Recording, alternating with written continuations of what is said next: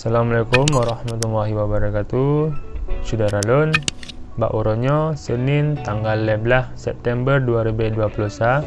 Lagi biasa tanya akan kita bahas mengenai video populer bak kanal YouTube Serambi On TV selama seminggu likut. Jadi saudara Lun, tip-tip uro Senin tanya akan kita bahas mengenai video-video populer yang na di Aceh ataupun yang di dalam Aceh dalam seminggu likut. Jadi untuk saudara Lun, untuk nedepe update berita yang na di Aceh, langsung na picit tulisan na di baruhnya na ditulis subscribe na. Picit lajunya untuk nedepe mandum berita-berita update di Aceh.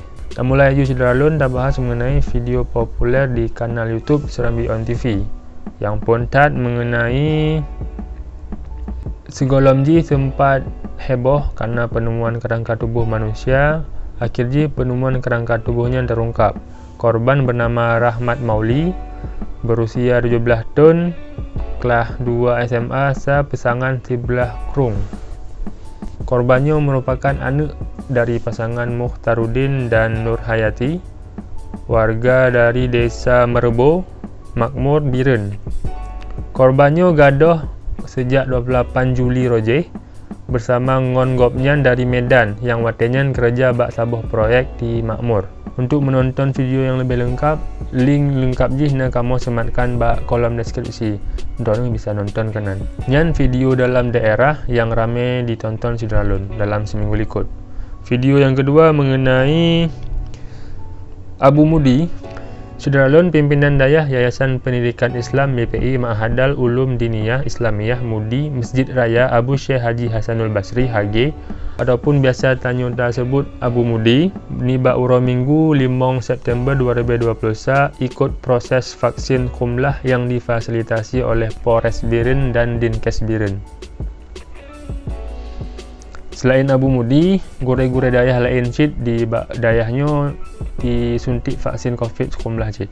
Alih disuntik vaksin, tim vaksinator langsung menyerahkan sertifikat bak Abu sebagai tanda kalau ke vaksin.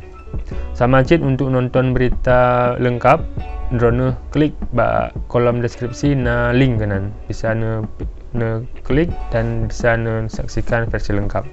Video kelima saudara Lun mengenai makanan khas di Kota Pidi dari kerupuk janeng truk bak kerupuk muling. Nah saudara Lun, tanya lagi tetepe bahwa saji Pidinyo sebagai pusat kota ataupun kota perekonomian yang cukup hebat di Aceh. Bukan hanya kota Pidi yang hebat, urang-urang Pidi pun ramai yang hebat-hebat, baik di dalam Aceh maupun di luar Aceh. Lagi tempat mekat di Berenan Pidinyo, menyetajak bak kenal. Truk dan lagi kon di PD lagi di luar Nanggro benar. Karena menyatakan proses jual beli ini cukup hebat di sini dan cukup tiga warga yang melakukan proses jual beli. Dah nak salah cid dipegah PD-nya rame di part-part karena memang diakui ho tajak teranyong apa ni don ho PD. Ho tajak lain apa ni don ho PD cid ni. Jadi menyatakan dari mana mentang dari kota ji ka hebat, urang ji ka hebat, mungkin karenanya part-part aja, ho aja PD, kekuatan PD-nya kuat di Aceh.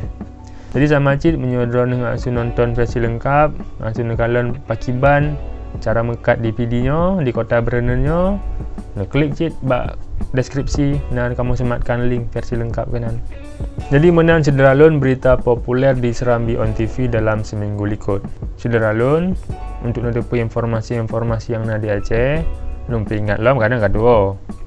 Subscribe laju channel Serambi On TV. Drone bisa acit baca berita-berita bak web serambinews.com. Di sini acit berita-berita mengenai Aceh, nasional, internasional. Saudara Lun, menang ke pembahasan mengenai berita populer selama seminggu likut di kanal Serambi On TV, di Facebook, Instagram, TikTok Serambi On TV. Menan dari Lun. Wassalamualaikum warahmatullahi wabarakatuh.